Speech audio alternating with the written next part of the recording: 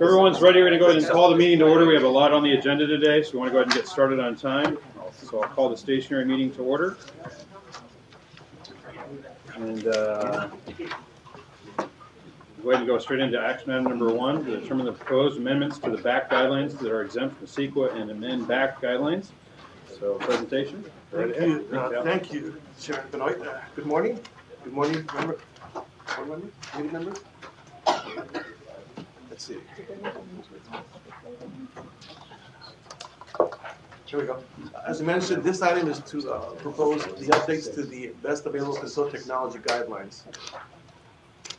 About just over a year ago, the BAC guidelines were last amended at the December 2016 board meeting. At that time, the board also directed staff to continue work on updating the guidelines and with specific focus on BAC determinations done by other air districts, with emphasis on ultraviolet, electron beam, curable inks, and coatings for the printing industry, and report back to the Stationary Source Committee at the June 2017 meeting. During that time, staff held 2 public meetings with the BAC Scientific Review Committee, at which time we presented the proposed updates to the guidelines, also provided a 30-day comment period.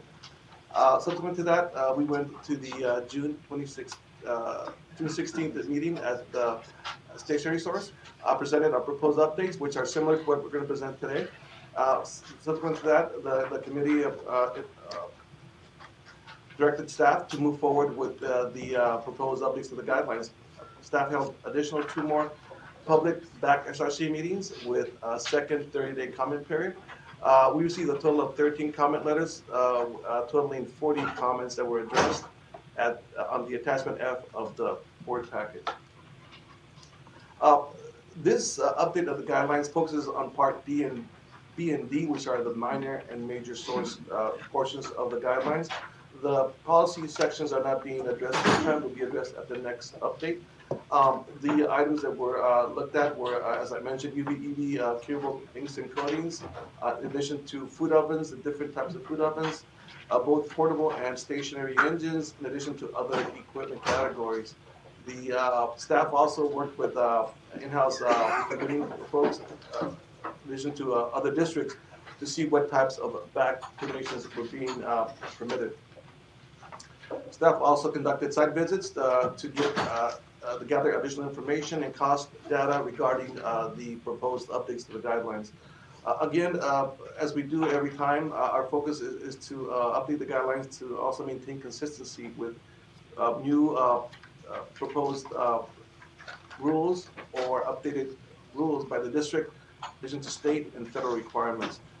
We are continually working on making the BAC guidelines, the online webpage, more user-friendly through interactive development and making it an experience where the regular community can go on and at a glance be able to determine what BAC is for their specific equipment or process category. This slide shows the proposed new listings for the major source section of the guidelines. These are the LARE, lowest achievable emission rate categories that are being proposed. They include the furnace and the 3 categories for ovens.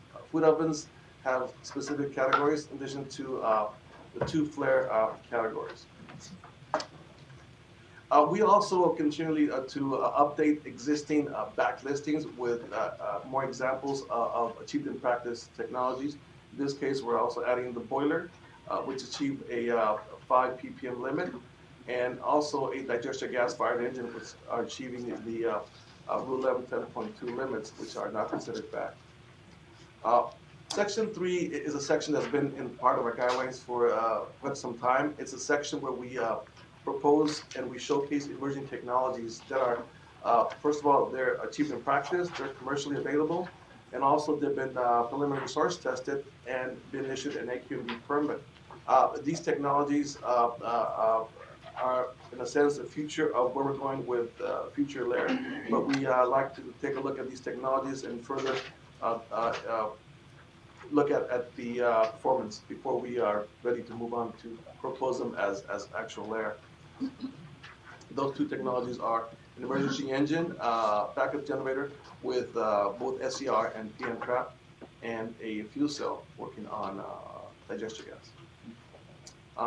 For non-major sources, we are proposing these new listings. These are for food ovens. Food ovens was a category that was not previously included in the guidelines, and it was as a result of our interaction with our in-house staff that this is a category that needed to be added to further clarify emission standards for food ovens, in addition to a baker oven that has been achieved in practice and cost effective at 30 pounds or less of VOC emissions. That's below the Rule 1153 limits. So we went ahead with, in accordance with state requirements, with a cost effectiveness calculation. Other updated listings for minor sources are the engines. These updates are primarily to be consistent with existing federal, state, and SCAQMD rule requirements that continually evolve, and the guidelines is a living document that over time keeps on being updated.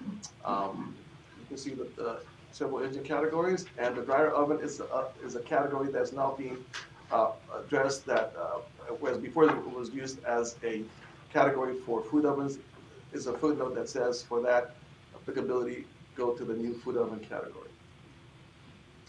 Other listings that we are updating are for existing printing graphic arts. We are updating them with the use of ultraviolet electron beam curable or water-based inks, which are consistent with an equivalent form of BAT. So we're updating the flexographic with that, flexographic with emission control technology, in addition to updating the lithographic heat set with consistent with Rule 1130, and with the lithographic correct listing on the guidelines. Quite a few categories, I'm trying to go through them quickly. And the last one, again, is screen printing that we're also updating with UVB compliant inks. The last part here, we are continually working with the guidelines, like as I mentioned earlier, to make them more user-friendly. One of the items that we're looking at is adding an equipment category link that folks can come on, type in their equipment or process they'd like to find out what back is for, and they'll get an immediate update or a new window showing what current back is for that. In addition to updating the policy sections of the guidelines at the upcoming updates to the document, and adding a possible section for emerging technologies for minor sources, similar to the major source category. And with that, key issues that came up. First, transparency of the back update process. We had a total of 4 public back scientific committee meetings with 2 30-day public comment periods. We received a lot of good comments from the public, in addition to the back SRC committee on ways to improve the listings.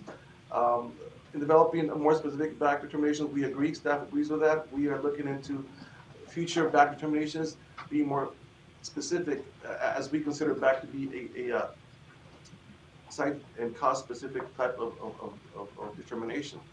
We're working on making future back determinations more specific to the actual process, whether it is in terms of hours of operation or type of fuel being used and things like that.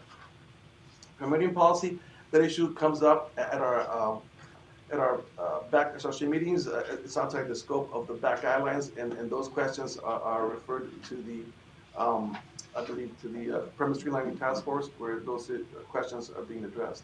And last, making the guidelines user friendly, as I mentioned, that's one of the goals that we have every time we update the guidelines, to get feedback, input from the community, from the regular community, as far as what things we can do to make the experience of going online and being able to determine what is back for your equipment and or process a lot faster. And with that, recommendations are to determine that the proposed amendments to the back guidelines are exempt from CEQA, and approve the proposed amendments to the back guidelines, both parts B and D. That concludes my presentation. Very good. Have any board member comments or questions before we take public comment? I just have some. Go ahead. Can you just outline for me, because I'm having trouble understanding this process a little bit. What criteria do we use to make a determination, like when things are ripe enough to be considered back? I mean, what are the things we look to? For major sources, three key things. The technology is commercially available, it's been achieved in practice for at least 6 months in operation, and it's been reliably tested to meet those emissions. That's basically their requirements. For minor source categories, those three same categories are also applied in addition to compliance with state law. State law requires the district, the South Coast, whenever we are revising the back guidelines to make it more stringent in terms of minor source back, you have to do a cost-effective analysis. So all these categories are considered. So this third category, what are we calling it now? Reliably. No, the third, the Emerging. emerging Emerging technologies. It seemed to me like the technologies in there kind of meet those criteria. They're very close. They're very close. They're to the point that the performance of these technologies have not quite gone to the point of. They've been permitted for more than 6 months, right? It just the testing reliability. For example, in the case of the engine backup generator with SCR and DPF, has gone through preliminary testing, not the real live testing at the site. Same thing with the fuel cell on biogas. It was So initially. as soon as that on-site, I mean, I was very busy meeting today for this, and I know we got a lot to go through, but just confirm, yes, that I understand this. As soon as we get on-site in-use testing, Yes. then we can move those. Yes, exactly. Okay, that's helpful. When we talk about getting more specific, I'm always concerned when we talk about that because it seems like we're going to end up with a back determination that is for a specific piece of equipment, basically at a specific facility for a specific use, instead of something that's a little more generally applicable that other people should be using. So there's a balance there in terms of specificity. I just want you to be sensitive to that. And last, it's related too, I think. Some of these seem to have really wide ranges and what would seem like high limits.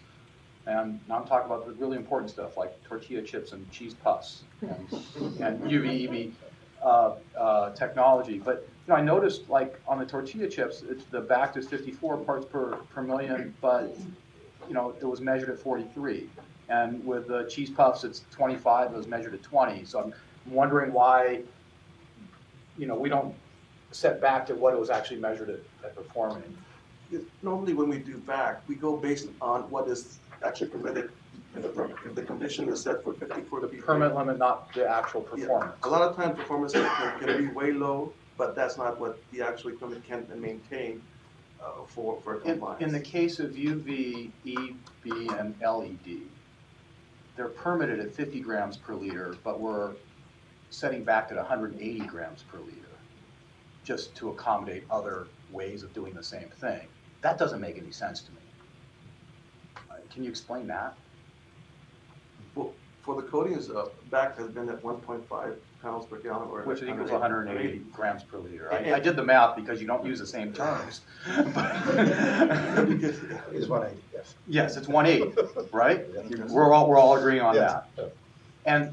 But these, you know, alternative technologies, they're permitted at 50, right? Why are we setting it at 180? Well, 180 has been there for some time, and that's another category that we're going to be working with Lockheed and his group and other air districts in identifying technologies. A lot of times, that can be case specific to whether it's screen printing, whether it's flexographic, or different type of printing categories. And for example, UV might work great for screen printing, but not be the right fit for flexographic print. And in those cases, we go by on that. But we're looking into technology. If UVB has taken over the industry for everything, for example, for the flexographic, that's something we'll be looking at. Yeah. Somebody with expertise in coatings. Yeah. And that has been shared with The me. real knowledge comes forward. When you factor in the cost impact for the small businesses, that's On the minor source. Yes. Okay, so, well, to me, it's always been very dense and a little too confusing. And when you see things that I know are permitted at 50 grams, but the back is being set at 180, it just kind of, you know, rubs you the wrong way. Right. So that's it on my comments, and sorry to take up so much time, but I had a lot of questions. Anyone else before we take comment? Nothing from me, Okay. but we may have a lot of comments. Yeah, let's see if we have Something to public get to that. comment. Everybody step up.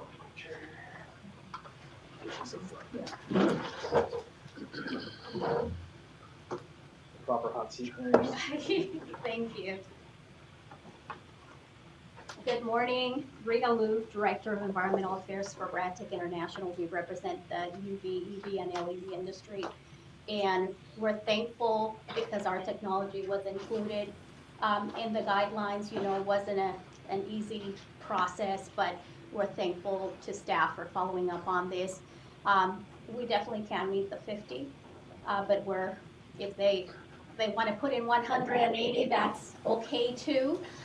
We can meet the 50 for small businesses and medium-sized businesses and large businesses as well. And it Cost is effectively? cost effectively. I mean, these people are voluntarily converting without a mandate from the district, and that's what we prefer. I mean, we want customers to be able to choose our technology, and our only request was to be included as an option. So we're thankful for that. One of the comments that we made is that the process, as far as backed listings, seemed to change a little bit from past years. And in past years, what was happening was that engineering was automatically filling out a form when they saw new technology come up and sending it over to the backed group. At the last backed SRC committee meeting, there was a lot of discussion about that process not really happening lately. And so we would encourage, you know, the divisions to communicate and exchange the information, because engineering is seeing the cutting edge technology coming in. We came across that issue as we looked for new listings. A lot of our members have non-disclosure agreements, so we cannot always disclose who the customers are. And sometimes we rely on the district data to find the people that are using the technology. And when it came to screen printing, we found out that there was no category specific to UV. It was listed as screen printing other. So whereas for Flexo, there's a BCAT, basic equipment category, specific to Flexo UV. So it's a lot easier. I had a lot of listings for Flexo that I could turn over to Al, but for screen, I could only find one. And I recall 20 years ago, the Screen Printing Association coming to the district and saying 80% of the people in the South Coast that were their members were using UV, even back then, for screen printing. So I know there's a lot more screen printing than Flexo. Thank you. I'll make one general comment. Sure. So in establishing the BAC guidelines, we try to take a technology neutral approach. So yes, UV, you know, is a viable technology. It can go down to 50, in fact, below 50. But there are water-based technologies that are a lot more cost effective. And unfortunately, they cannot go perhaps all the way down as low as we want them to be. So we factor in the cost effectiveness, and when you do that, you have to establish the limit at a lot higher level than what the UVB can accomplish, just to keep the door wider open to other competing technologies. If we had to come up with two different backed levels for small sources versus large sources, it could have been two different lines, because larger sources can afford to install UVB-based technology, but smaller sources, unless they have high throughput, it may not be as cost effective, and hence the difference in where the bright line is being drawn. So I don't mind technology neutrality. I do mind, you know, emissions neutrality.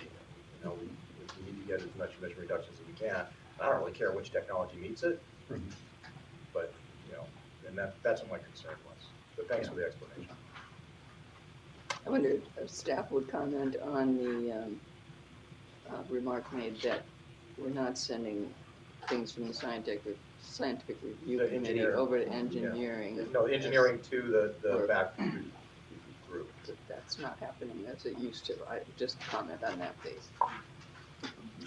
Well, we'll take the comment to heart, and if we can improve our communications between the two groups, by all means, we'll follow through. We used to be in under one roof at some point, and we went our separate ways. But there's always room for improvement in the communication, and we'll see, whether we can do that. Not when different. But you're not divorced yet. We were close. We were close. We're all one big happy family. I'll make sure that it's amicable, Councilman.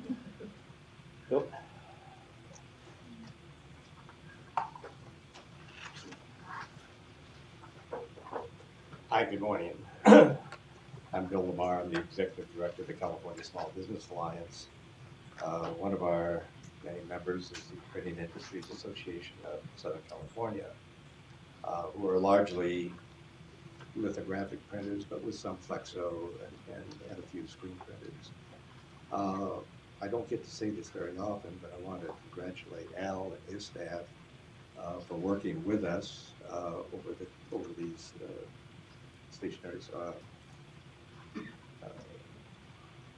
back committee meetings, and I think above all listening to our concerns as well as our recommendations, and as they appear in this presentation. One of the things that I do want to set the record straight here for Dr. Liu is that UV, and I'm excluding EV, is a niche market. It's a niche application. You wouldn't print these handouts here, nor would you print your newspapers, lottery tickets, inserts in those newspapers, and real estate flyers using EV. You'd go broke. It's not an application for that. UV essentially is a high solids application. It's like in coating. It is a coating, but it's a high solids coating. And the printer, the local printer, has to have a market of customers that demand that kind of quality in order to make it profitable. If you're not making a profit, you're not a business. So at 180 grams per liter, rather than Al saying, well, it's been 180 just because it's always been 180. Well, there's a reason for that. This industry has ratcheted down the VOC content year after year. They've invested hundreds of thousands of dollars in testing with various universities, and they're pretty much gotten all alcohol out of the process, used alternative inks. Some of you, I know Jill and Waukee from years ago when I used to manage Edison's clean air coatings programs up in Irwindale. We proved the difference between water-based inks, at that time even soy-based inks, petroleum-based inks, compared them side by side with UV applications, and there is a distinction.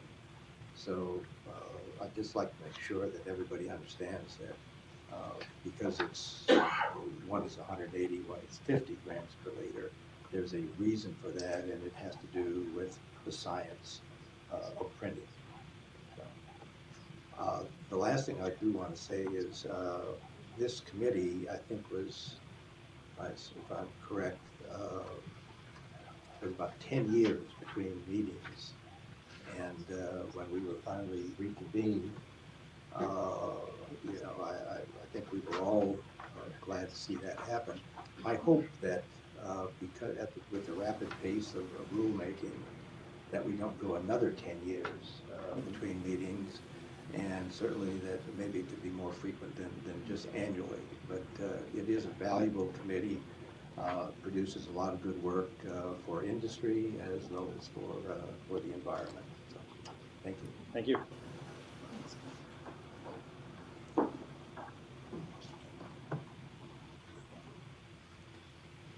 Good morning. Morning. David Rothbard, representing the Southern California Alliance of Publicly Owned Treatment Works. And real quickly, just wanted to thank Al for his work.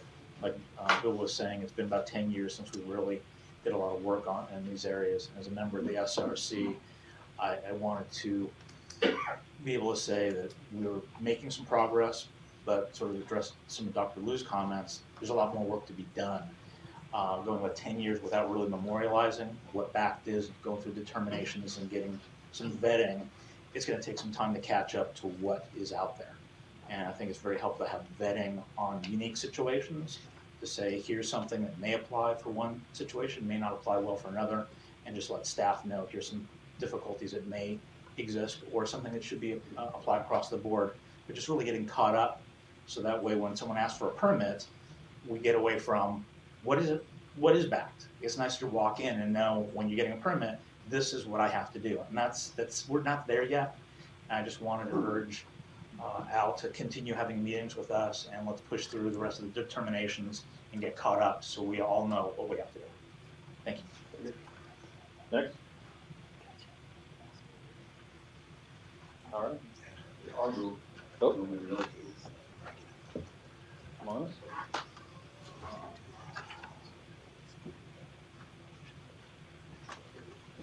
Good morning. I'm Harvey Etter, speaking for myself, and for the Public Solar Power Coalition.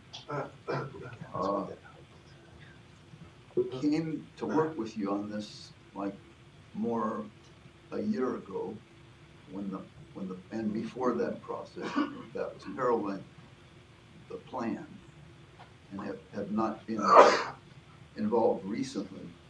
But everything that we submitted into the record for the plan was incorporated into this process.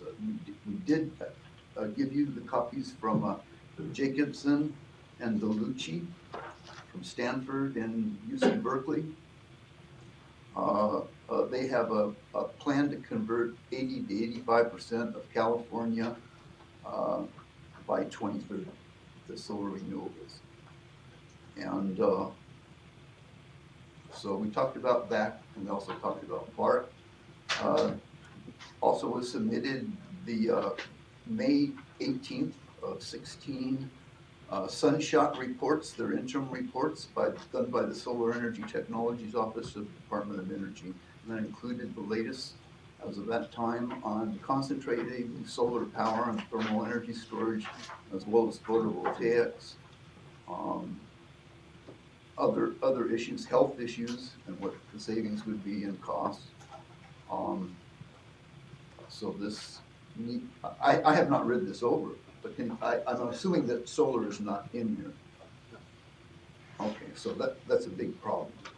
We did make considerable efforts, and also in reference to natural gas, we do have for the record that you and I communicated on that there was a study that was done, someone out at UCR, and it said that below 0.3 ppm, everything passed through the filter. So there's a big problem with small stuff, and what it does, it goes directly through the lung wall into your circulatory system, in your heart and brain and lungs. And I think that's significant. And that should affect anything that's done with natural gas, with the vehicles that you're looking at, the trucks. There are solar electric is here, it's coming. If we were to believe numbers from Tesla and Musk, he says by 1919, he claims they'll go 500 miles. Now we're talking about 100 miles. And there's a lot of change happening with technology. And also BART is technology forcing, and this sets the stage for BART. And you better look at community-wide systems and district heating and cooling and thermal and battery, different types of storage, compressed air. And we've got to do this. We have the plans for the cities and the counties should have solar conversion plans, and they should be implemented right now. They should be done in conjunction, like in the city of LA with LACE, or whatever comes out of LACE, the 24 cities, and whatever comes in your other CCAs.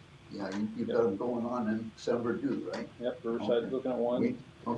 We need a subcommittee on CCAs and another subcommittee on solar conversion and models of public power. Thank you for your comments. Any other public comment? All right.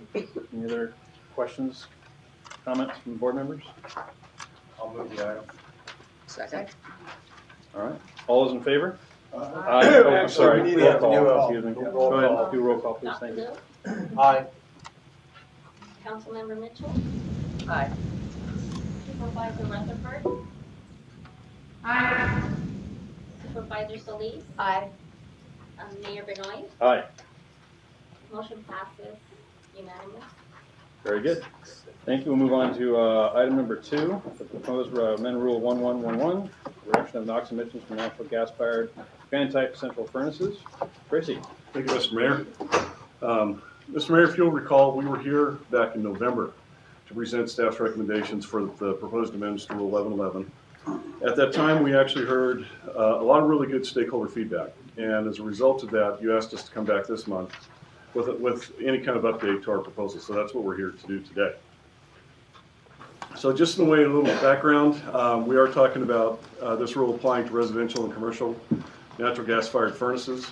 To date, the mitigation fee that's currently in Rule 1111 has been used by all the manufacturers. We do have 3 original equipment manufacturers, or OEMs, that have certified products to meet the 14 nanograms per joule that is currently in the rule. One manufacturer has certified a line of high-efficiency units. Another manufacturer, which is on the next bullet, Lennox, has certified a line of standard units, which are now commercially and publicly available. And then there's another manufacturer that's certified a standard unit. So a lot of progress has really been made with compliance with this rule.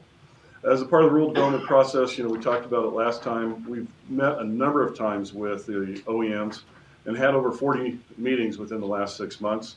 Our latest meeting was as soon as yesterday, and we do have some more meetings coming up with some of the other manufacturers to still talk about the rule proposal and how we can make it work for everyone.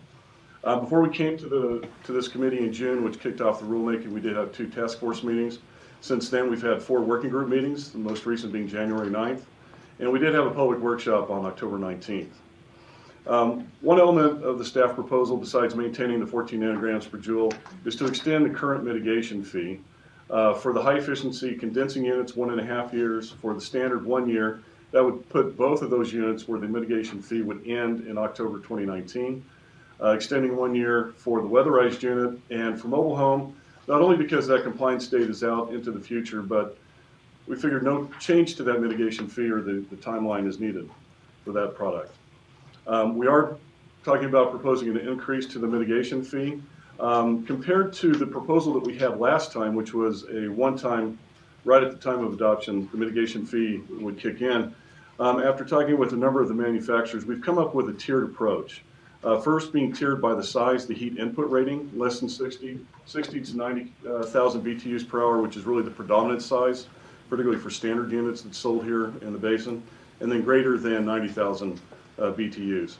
Rather than increase the mitigation fee all at the same time, we're talking about doing it in 50% increments. So we'll have phase 1 kick in with the next compliance cycle, and then the phase 2 6 months later.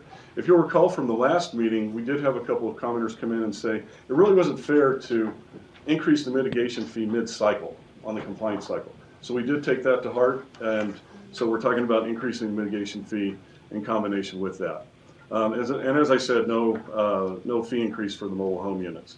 And then we believe that the best way, because that increase in the mitigation fee is going to contribute towards our rebate program, which I'm going to talk about momentarily.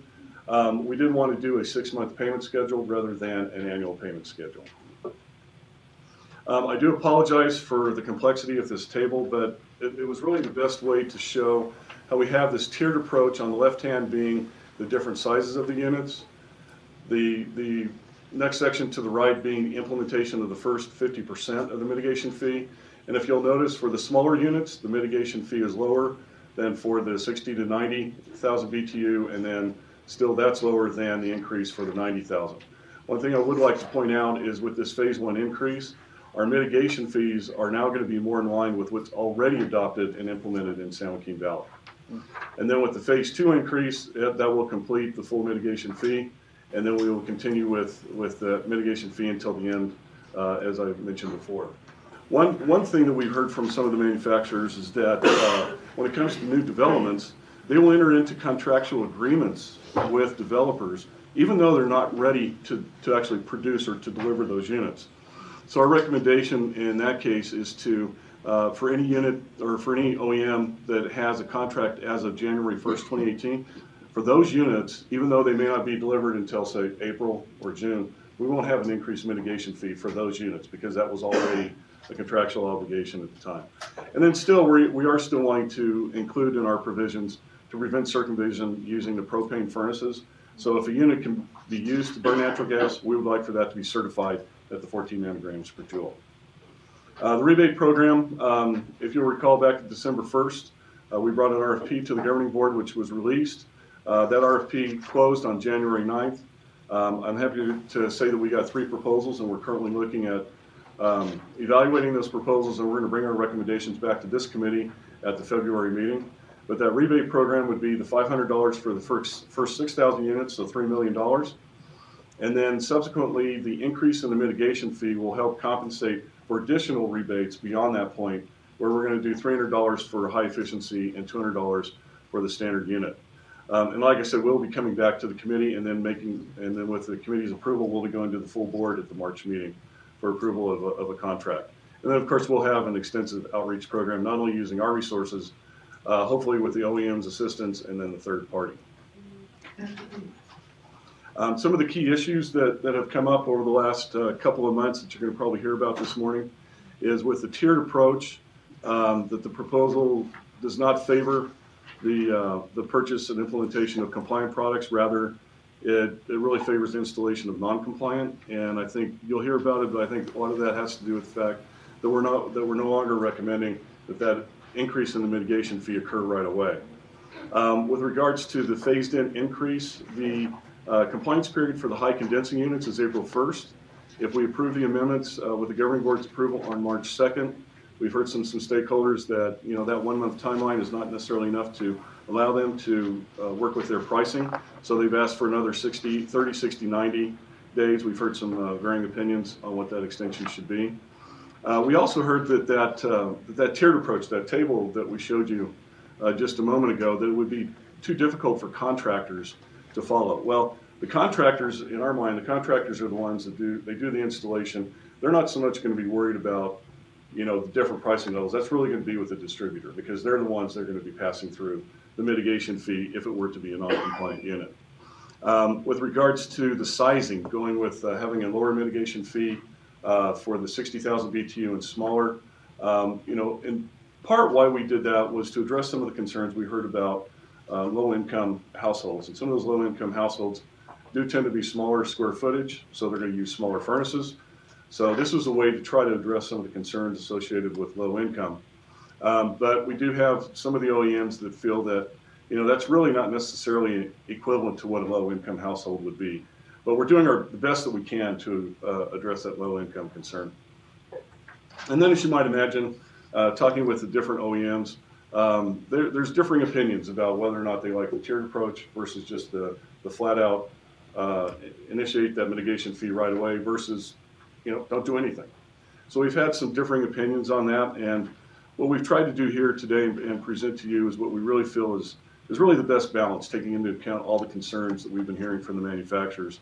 And so I'm sure you're going to hear a little bit about that as we move forward. So with that, Mr. Chair, we are planning on continuing stakeholder meetings. We do have a bit of time to get some of their feedback. We are going to set the hearing February 2nd for a March 2nd public hearing. So with that, Mr. Chair, we'll be able to answer any questions you may have. Okay. Any questions before we take comment? It's good to hear that we got some more certified units, right? In different manufacturers. Absolutely. We were really concerned it was only going to be one. Yes. Do we have others that we expect to be certified soon? We do. There's one manufacturer, I don't know if I can mention by name. I can't, but there is another manufacturer that's going to have that here in the next few months we expect to have certified high efficiency. So we'll have another line there. Okay. So we'll have at least 2 in each. And we do have a couple of manufacturers that still intend on meeting the October timeframe for the standard unit. Right. So progress is definitely being made, and I do want to pay my compliments to the manufacturers because they've been very forthright with us and talking with us about what is really confidential to their business, and that's been very helpful. I know it's going to come up in public comment, but we got a letter from a distributor, yes, the middleman in all of this, who feels like they're completely in an impossible situation because their particular manufacturer doesn't have a compliant project. That's right. And, That's right. any compliant, Yeah, compliant product. Mm-hmm. So, I mean, I just wondered if staff has any, I mean. Well, I think part of our proposal kind of addresses some of that. One of their concerns was about continuing the mitigation fee. So we're doing that. Okay. Although they don't like the increase in the mitigation fee, we're still continuing.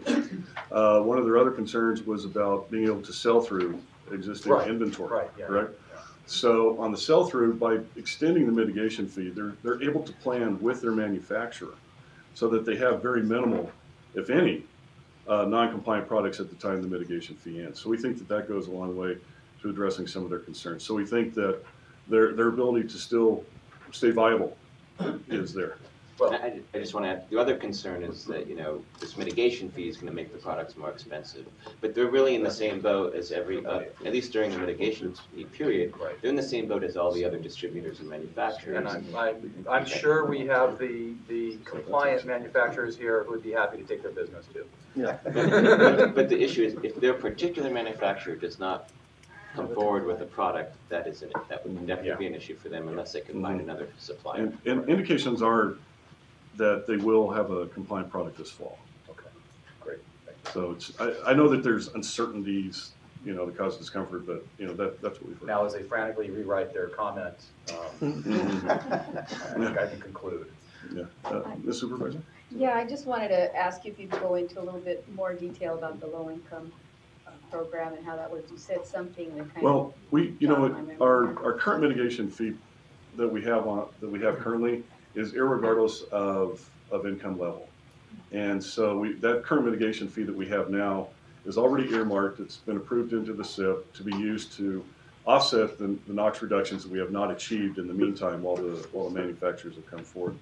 But since that time, we've heard some concerns that if we were to increase the mitigation fee, that it could have a burden on some of the low-income households. So that's why we tried to, one, not increase the mitigation fee for mobile homes, and then two, have a lower mitigation fee for the smaller units. So that's even though it's really hard to say who's going to purchase what size, that's kind of our attempt to deal with that. But that's kind of where I want to get to, because just small doesn't mean low. That's exactly right. Yeah, that's exactly right. In terms of what we're seeing built right now. So I think there has to be maybe something else. I don't know. I just kind of feel like we're not.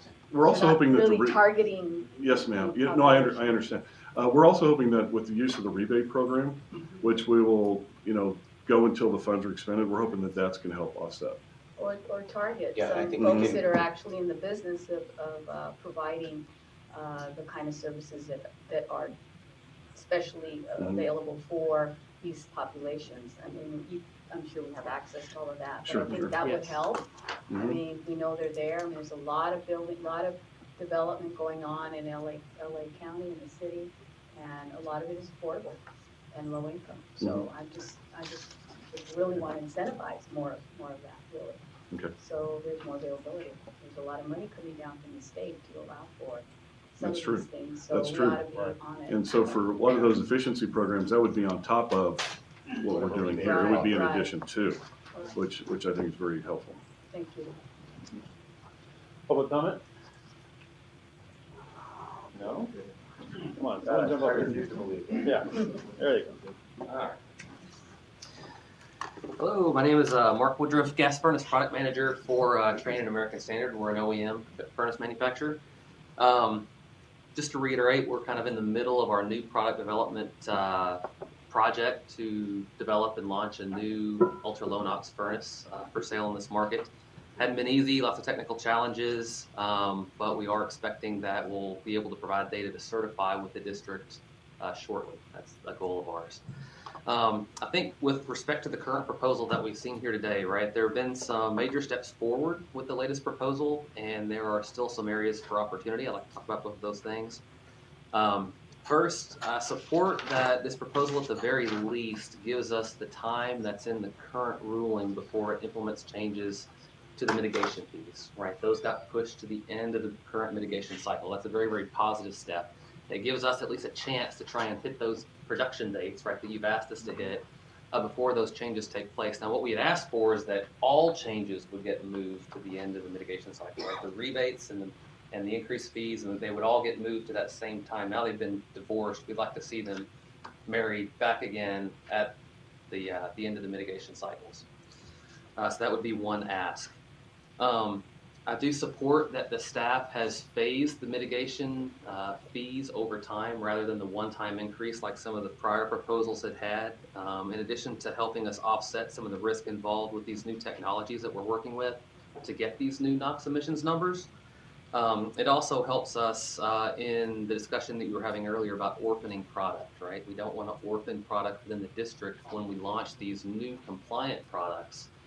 Our supply chain is pretty complex, and even when we launch the new compliant furnaces, there will be significant inventory within our distributors that they've purchased, they've bought, they own. Now they have to have provisions to sell that through, right? So by having the fee not go from $150 up to $400 like it had been planned to do, if we do our job, that helps reduce the burden of that sell-through provision. So I do appreciate that the staff has considered sell-through provisions and the need for that.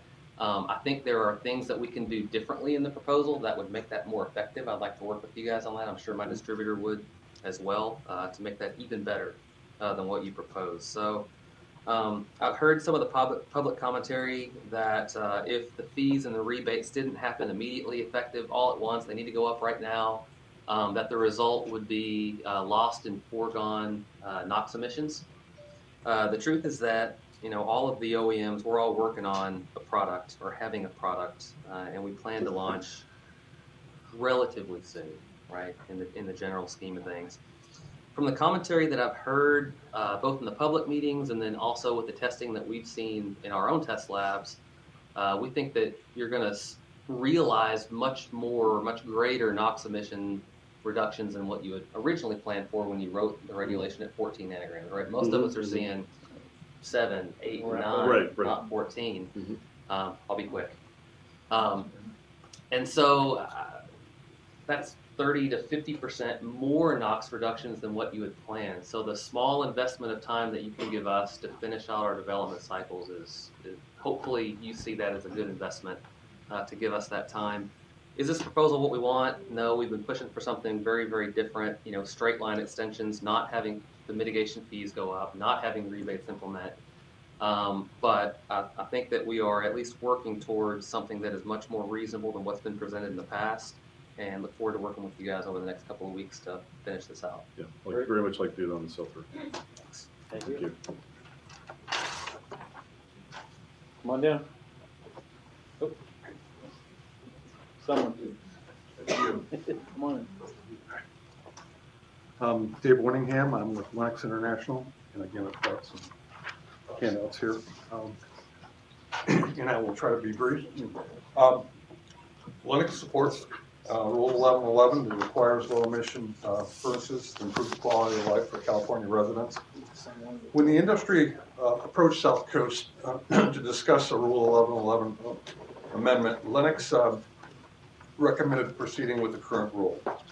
During the discussions, we recognized the extension of the current mitigation period was favored by several manufacturers, but found this approach to be acceptable only if adequate economic means were in place for compliant products.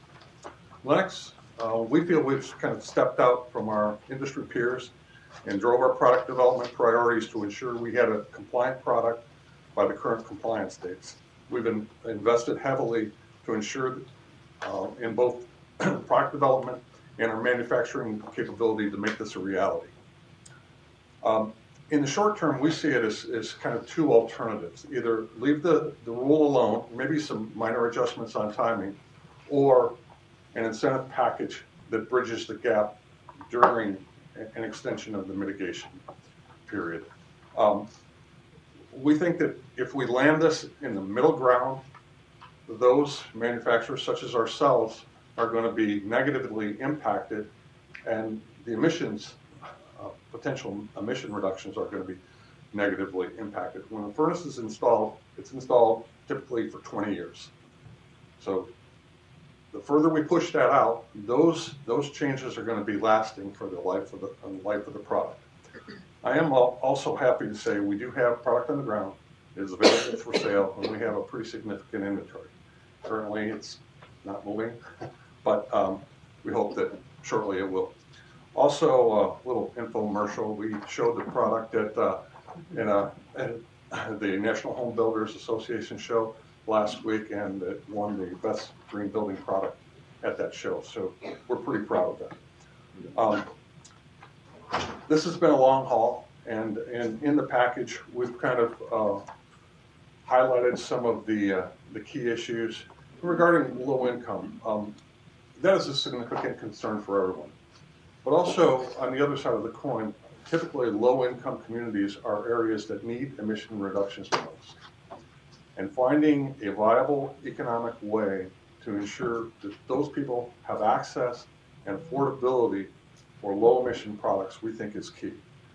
Recognize also that there are a number of assistance programs for low income, including furnace repair, replacement, as well as reduced energy bills. And those things are on the books today through CARB, through CEC, and are out there, and there's a bit of information. There's also, we think the current proposal is overly complex. It provides loopholes, and I think that keeping a more straightforward approach is very much preferred. All right, thank you. Come on down.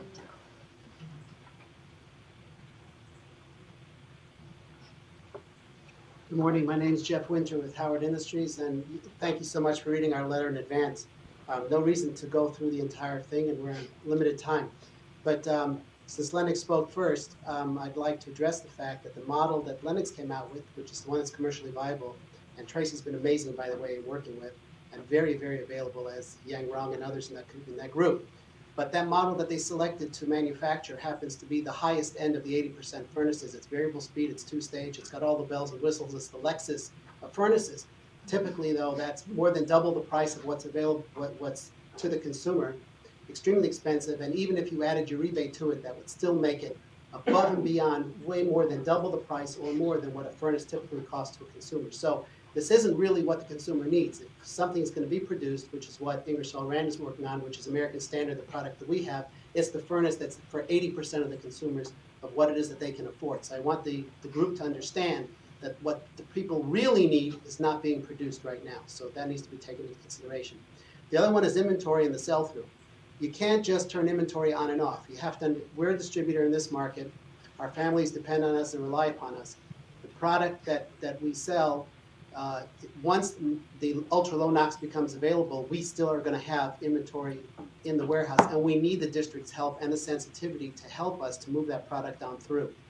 And I believe that the rebate that the district is looking at should really be delayed, as Lennox said, but differently, because once there's a lot of product that's available, it'll be sold at the appropriate price, which is what we're all here for, is to help the consumer and to help our citizenry.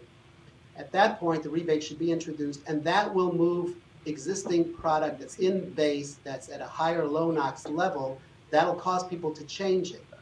The rebate will cause people to change the older product out there to the newer ultra low NOx. But I think the rebate is not timed properly. We're not supposed to be helping the manufacturers make more money. We're supposed to help the consumers to afford what it is that's being sold. And since the wrong furnace was being produced for this market, it was the ultra high priced one that was being produced. We shouldn't be lining the manufacturer's pockets. I'm sorry, the wrong model was selected. This market is used. It's more than 150,000 pieces, according to what Tracy's told us. No single or two manufacturers can really provide enough product for this market. We really need all the manufacturers to cooperate, because no one's going to build a factory for just a few people in a short-term period. In other words, everyone's going to have NOx come the federal standard in 15 months or so. All the manufacturers will have the product. That's what's been the delay, is the federal requirement. So no one's going to build a factory for a short-term situation. They'll they'll ramp up production, but no one's going to be able to produce 150,000 furnaces at any given time quickly for this market. So we need everyone's cooperation. We really need the board to have sensitivity to all the citizens and all the manufacturers and the distributors as well. And I really want to thank you for your time. Thank you. Next. If I may. Go ahead. All right, I worked hard with our legal team to have a script and not go rogue, but I think I'll have to go rogue a little bit. Ryan Teschner, product manager for Rheem. First of all, not to shoot that argument down, but our product that's certified is a single stage constant torque unit that is developed for the lower end. It's cheaper than the 2-stage variable speed one that's out there. That being said, our plan is to have that available at the October current date, which would be before you're trying to push it out to. So I'll go into the script. We're the first OEM to bring forward a low NOx solution. We demonstrated certification for the SCAQMD. We're in our second heating season of field tests. We're undergoing extensive training with contractors on the new product. We started working on this in 2009. It was amended in 2014, and we gave a very lenient extension to those that hadn't complied. We're committed right now to hitting the October 2018 date without the extension for the 1 year. We do not support any changes at this point. We think it'd be unfair to those who have invested. So we've gone along with the 1 year extension or 1.5 for the condensing, as long as it's the 1 year for the weatherized. But anything beyond that, we would be in disagreement with.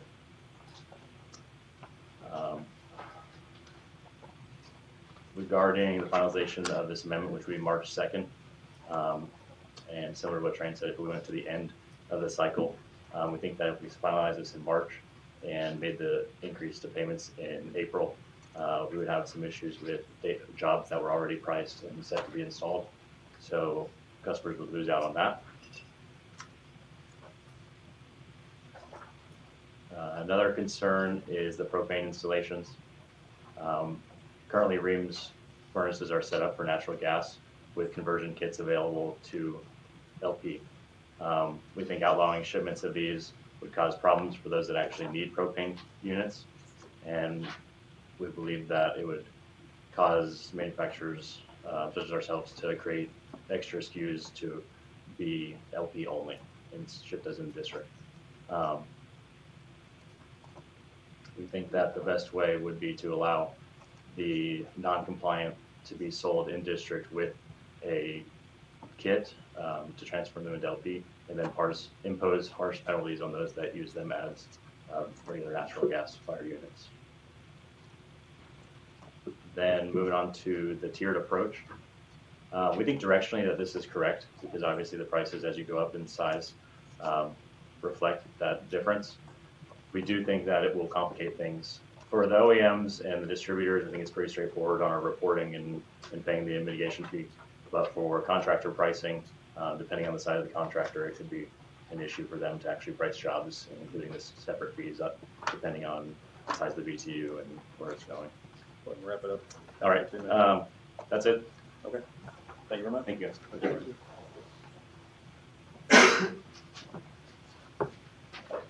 Sorry, I had to come in from in there. That's all right. A little crowded in here. So, my name's Nathan Walker. I represent Goodman. So Goodman thanks the district staff for their continued work, discussion, and interaction with stakeholders. And thanks to Stationary Source Committee members for the opportunity to provide comment. At Goodman, one of the 3 manufacturers with a compliant design, believes district staff strikes a reasonable balance between the market and technological realities and has a plan to keep a major burden off of consumers. Goodman supports the proposal as written and offers the following context to our support. Number 1, Goodman supports the staff's proposal to extend the mitigation fee period because it fosters consumer choice. And so today, there are more than 1,000 unique models from which a consumer in the district may choose. In contrast, the district staff report in October mentions only 8 unique models that are compliant. Without an extension, consumer choice will be severely limited. Number 2, district staff's proposed change of varying mitigation fee by capacity is the right approach for consumers and more accurately ties the fee of a furnace to that of actual emissions level. You know, logically under this proposal, smaller furnaces used in smaller homes which have lower emissions consequently have lower a smaller fee required of them. And thirdly, Goodman supports the staging of the fee increase as it eases the burden this rule would otherwise place on consumers and businesses. Staging of the fee gives all stakeholders a better opportunity to adjust plans from the manufacturer to the distributor and contractor, and even to the consumer, while still providing a market advantage for compliant product. And that brings me to number 4 of why we support it, is because the plan is written. The consumer rebate adequately rewards both manufacturers and consumers who are first to market and first to adopt compliant product. Staff's proposal to more heavily weight consumer rebates for the first 6,000 compliant products will move the market more quickly toward compliant product than with mitigation fee changes alone. And I'd like to address some of the comments in both this meeting and working groups to date. Some have argued that the proposed rule is too complex for the market, but the reality is that on a day-to-day basis, manufacturers find ways to address potentially complex situations. Variable fees for mitigation already exist in California, with differing fees for condensing, non-condensing, weatherized, and a different fee structure between the South Coast and the San Joaquin Valley. So we find ways to work within the structure that we're given. And that's about it. So we again thank the district staff for allowing us to comment and for working with all stakeholders on this rule. Very good. Thank you. Thank you, Nathan. Anyone else?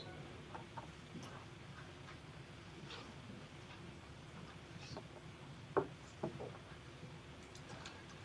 morning. Dan McGivney with SoCal Gas. I'm just going to make real brief remarks and start with SoCal Gas understands how difficult this rule is for staff to balance between manufacturers and the consumer and the district's needs for air quality reductions. And so we appreciate that.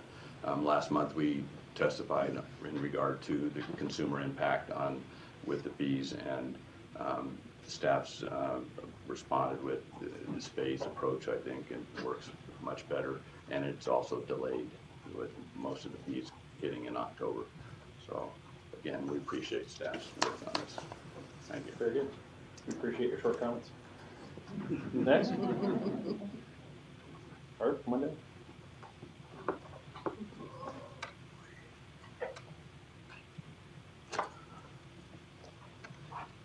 Hello, I'm Harvey Etter, speaking for myself and for the Public Solar Power Coalition, and for the over 90% of Americans that support solar energy and the solar transition. The district has been backsliding. This is a BART provision.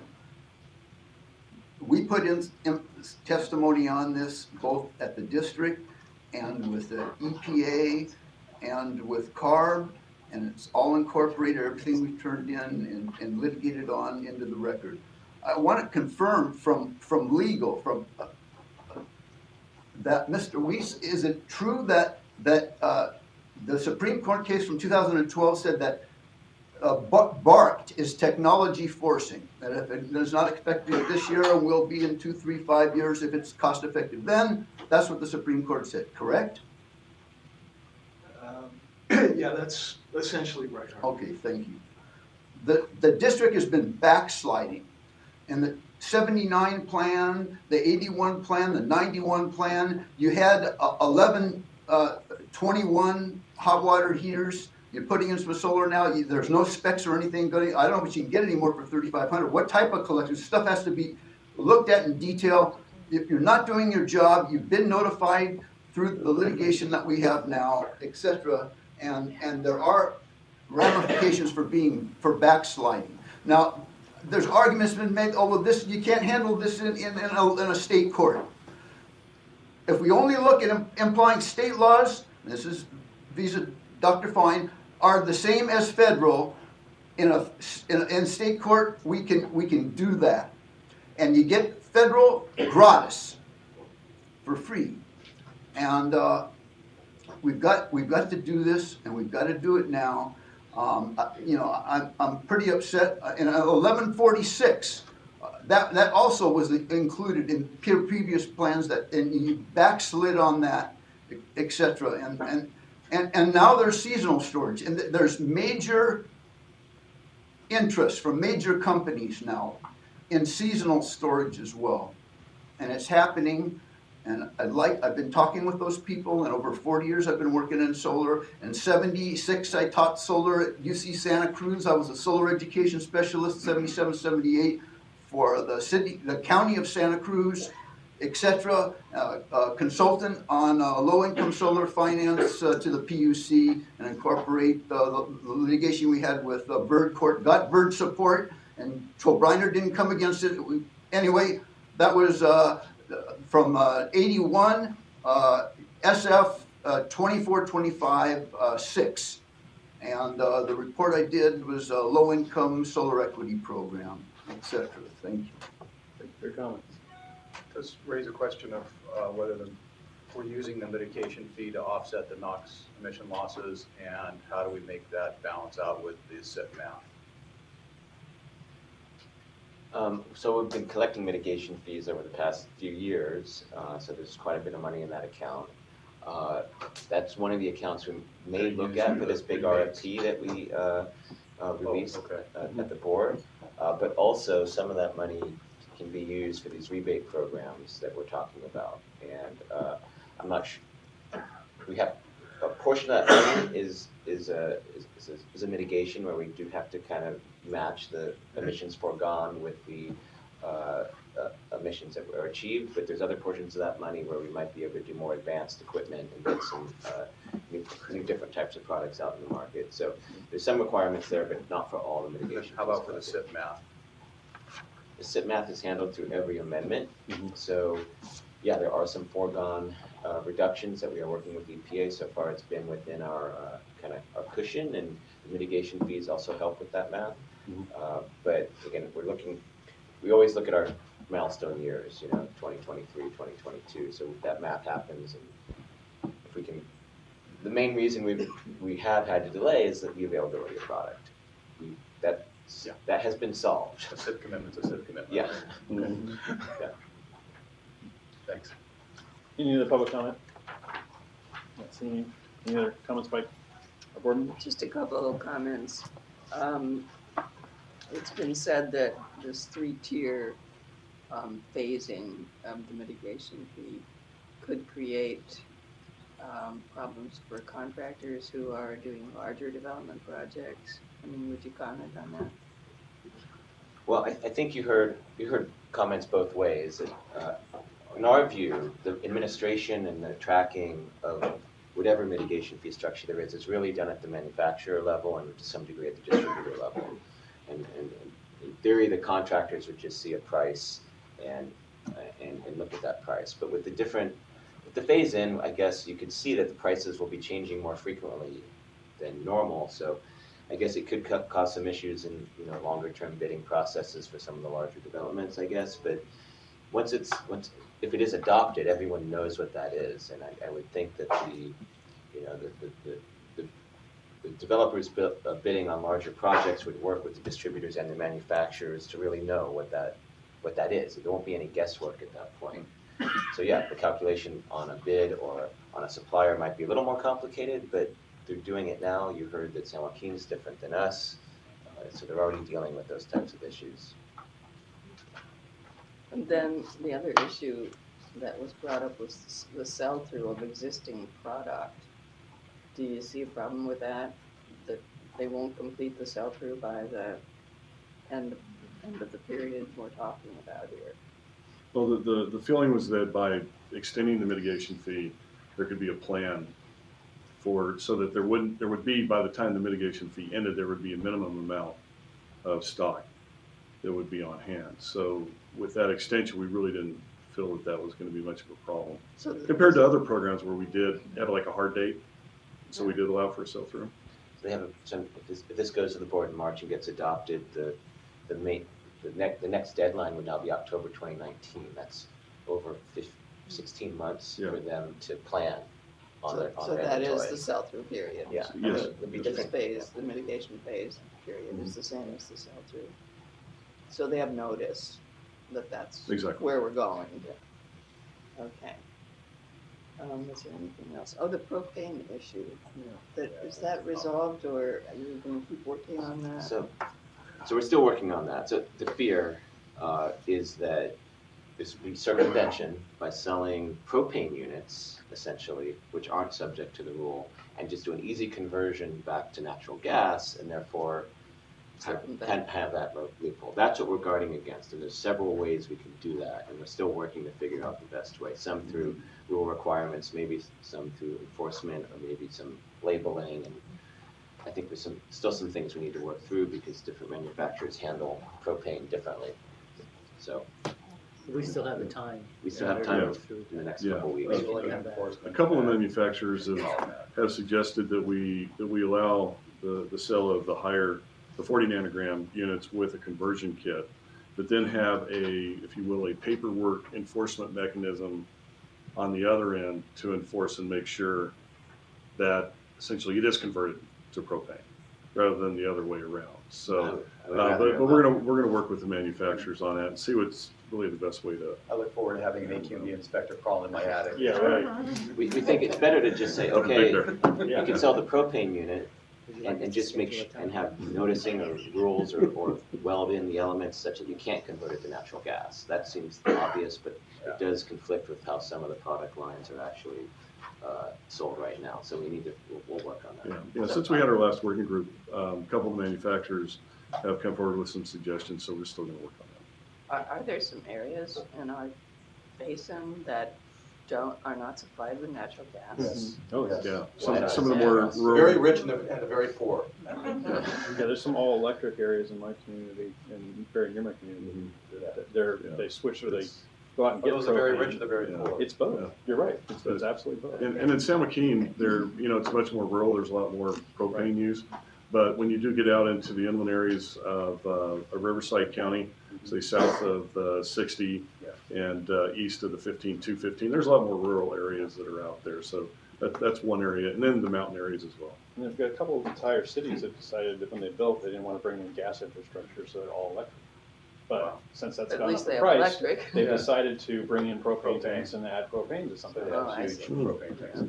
What percentage is the propane? Is it 4 or 5%? It's depending on the manufacturer, it runs around 3 to 5% of their sales. Okay, so if it goes up to 10 or 20%, then you got another. Especially after this is implemented, then it goes to 10%. Then we know we caused a problem. Okay, that was all my questions. I guess you still have your work cut out for you here. There's more work to be done. Okay. Yes. But we're making great progress with the products that are out there. Very good. All right, with that, item 3 and 4, staff has asked that we continue both those items to the next meeting. Due to some comments that have come in. If someone's here that would like to make a comment on those particular items, we're going to hold those to the end. At this point, we'll go to item number 5, the update on assessment of the terrabutyl acetate, TBAC. So, Michael, come on down. Heather Farr, Heather's supervisor, is going to give the presentation. But I'll be here for moral support. Okay, good. All right, good morning, committee members. My name is Heather Farr. I'm the program supervisor with the VOC rules team, and I'm here to present an update on our TBAC assessment. Just want to provide a brief background. TBAC was exempted by the US EPA from the definition of a VOC based on its low photochemical reactivity. In 2005, the California Air Resources Board also exempted it for their automotive refinishing suggested control measure. However, in 2006, they conducted an environmental impact assessment, which showed TBAC to be a potential carcinogen. After that assessment, they did not recommend any further exemptions. When the South Coast looked at TBAC, we thought it would be more health protective to look at it as a rule-to-rule basis. So we did in 2005 exempt it for certain categories of automotive refinishing. And then in 2006, it was exempted for industrial maintenance coatings under Rule 1113. Those coatings have some higher performance requirements and are mostly applied by professionals. For more recent history, the last time Rule 1113 was amended in 2016, the governing board directed staff to reassess the TBAC exemption because OEHA had released draft findings showing it to be more carcinogenic than originally estimated. So we came to this committee with a preliminary draft in October 2016, and were directed to go back and conduct some further work on the implications of removing the exemption. We revised the draft and came back in April 2017. At that time, the committee decided that it would be best to wait until OEHA finalized their assessment before taking action. In December, I'm happy to say the Scientific Review Committee did support OEHA's findings, and the cancer potency factor has been finalized. So that final value is slightly lower than the draft that was released in 2016, but it is still higher than the original estimate. And really, any cancer potency factor indicates a compound is a carcinogen. So based on AQMD's assessment, we found that the current usage was below the CEQA significant thresholds. Even though the cancer potency factor is higher, we found that there was a lot less use than we originally anticipated when we adopted the exemptions. The manufacturers just didn't reformulate to a great extent into TVAC-based coatings. The committee wanted us to address this risk, and in October recommended for going forward to adopt a protective policy to not allow any further exemptions. We're here today to discuss the current exemptions in Rule 1113 and 1151. We'd like to present 3 options to address the current exemptions. The first one would be to leave the exemption in the rules and monitor sales. If we see sales increase, we can address it at that time. The second option would be to remove the exemptions. This could lead to some increase in VOC limits, could have some backsliding. We might have to allow for some time for stakeholders and manufacturers to reformulate their coatings. I just want to point out if we raise the VOC limits and remove the exemption, it wouldn't necessarily lead to less TVAC usage, which leads us to the third option, which would be to remove the exemption and prohibit the use of tertiary butyl acetate. This would have some of the similar issues as option 2, possible VOC increases, time for stakeholders to reformulate. Just want to briefly touch on the 2 different rules. For 1151, we found that manufacturers did not reformulate significantly using TVAC. For the first decade after we allowed TVAC, we couldn't identify any products out in the field. When we did conduct the 2016 assessment, we did find a few products out in the field. We estimated about 250 gallons a year. But we have had some recent interest in formulating TVAC-containing products that would fall under 1151. If we were to increase the VOC limits back to the pre-TVAC exemption, it would be backsliding of around 0.3 ton per day. But that's a worst-case scenario. Based on a few products have been reformulated, we think we could probably stick with the current limits. Now, when we look at 1113, the manufacturers did reformulate with TVAC to a greater extent than they did for 1151. But based on the California Air Resources Board 2014 Architectural Coating Survey, 94% of the industrial maintenance coatings that meet our limit are doing so without the use of TVAC. So again, if we were to go back to those previous pre-exemption limits, we could have a maximum backslide of 2 ton per day. But staff does not think that that is realistic. We could probably keep the current limit and we might have to carve out some higher VOC limits for some specialty uses. So I just want to bring up a couple other compounds of concern since we are talking about a path forward for TVAC in our current regulations. There's 2 other exempt compounds with similar toxicity issues. The first one I would like to talk about is parafluorobenzotrifluoride, or PCBTF. It is a group 1 exempt, meaning it is exempt in all of VOC rules, and it is used extensively. In coatings, it's used in cleaners, it's used in solvents. And the manufacturers really switched to PCBTF just based on the exemption. And just to give you a rough idea of the scale of the difference, just for architectural coatings, there's around 40 million gallons of coating sold per year in our jurisdiction. We estimate there's about 50,000 gallons containing TVAC, and there's about 500,000 containing PCBTF. And that's just looking at architectural coatings. This impacts, like I said, other coatings, solvents. It is very commonly used for solvent-based reformulations. So there was a recent National Toxicity Program report that indicated PCBTF is a carcinogen. OEHA will evaluate it if requested by an air district. Just bear in mind, if we went down the path of phasing out PCBTF, we would likely have to revisit all of our VOC rules and all of the VOC limits. So the other compound that we would like to talk about today is methylene chloride. This is actually a group 2 exempt. And we use the group 2 designation to indicate something has toxicity concerns. Methylene chloride is a potential carcinogen, but it's also a toxic air contaminant and a hazardous air pollutant. It is used for both commercial and consumer paint stripping. You can buy it off of a local retailer. And it has led to dozens of deaths, including one this summer of a 21-year-old who was actually wearing a respirator. There was an incident in 2011 at a local paint facility where 2 workers were killed using methylene chloride. The EPA recently dropped their proposal to ban methylene chloride, and they are instead going to look at labeling requirements. The DTSC is considering making paint strippers containing methylene chloride a priority product. The European Union banned it since 2011, and we have a control measure in our AQMP for phase out or reduction in the use of methylene chloride. So the last slide, I just want to present staff recommendations regarding TBAC. We think we should remove the current exemptions in 1113 and 1151. We would like to request that OEHA evaluate PCBTF, and we would like to move forward with a potential ban on methylene chloride. Okay. Public comment on this?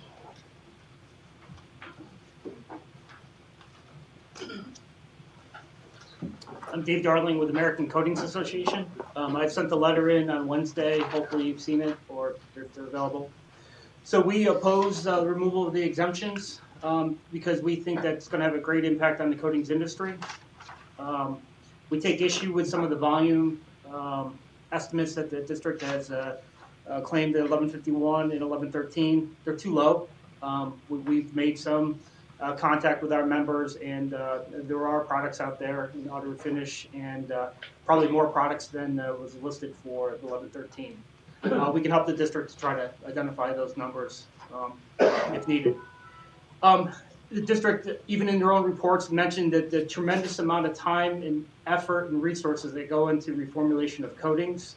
We're really worried that if the district does remove these exemptions, these are critical coatings. These are coatings that go on bridges, storage tanks, refineries, automobiles. You got to get it right. So we definitely, if you do move down that pathway, we don't want you to, but we need 3 years to reformulate, and we're worried about stranded products. And then finally, as Heather had mentioned, if you look at many of the South Coast reports, when there was problems with TBAC, the district would look to PCBTF. That was the alternative. Now the district is concerned, or we're all concerned about PCBTF. You now put the industry in a really tight bind. It's going to be devastating if both exempt compounds go away. Not going to have any product we're going to be able to use. So please tread lightly, or really please look into the impact of removing both of these compounds. Thank you. Thank you. Next. Go on. Board members. Joe? Oh, go ahead. Just what about that comment that if you remove both of those compounds, there won't be any coating products? Around 90% of the coatings that are sold in our jurisdiction are water-based. That doesn't translate as well into industrial maintenance coatings. It is closer to a 50-50 split between water-based and solvent-based. It would definitely be something we would have to address during the rulemaking. Because we had some discussions about this when we were looking at rust-proof paints. Mm-hmm. Yes. The same issue came up. Right. That did come up. Tests. There were some water-based coatings that seemed to perform as well. That was, a point of debate, but we did have some water-based rust preventatives, and we moved forward with that amendment. Yeah. Well,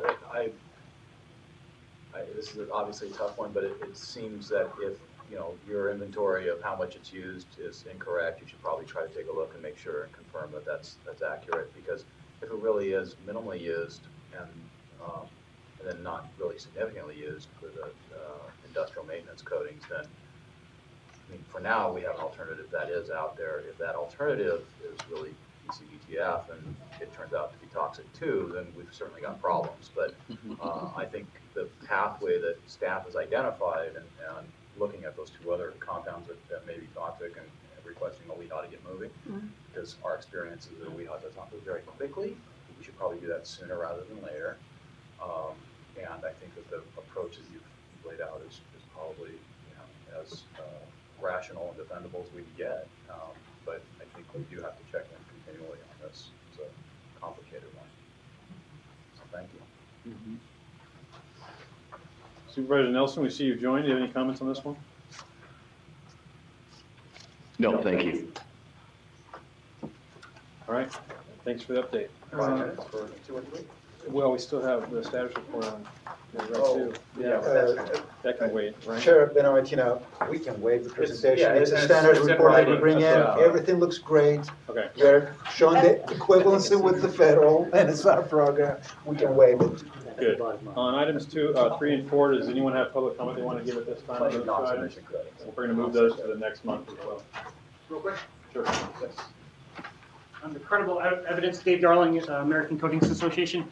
I just think we need more time. It came out, I think the first meeting was right before the holidays. We haven't really seen the staff report on that. We're just trying to figure out, industry trying to figure out how this is going to impact.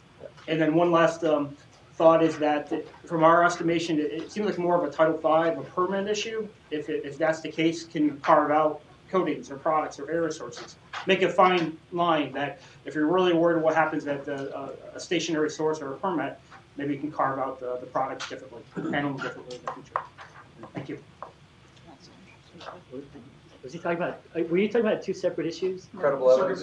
Credible evidence. 120. Right, but the last part where you talked It's also about. 120. Okay, all right. Anyone else?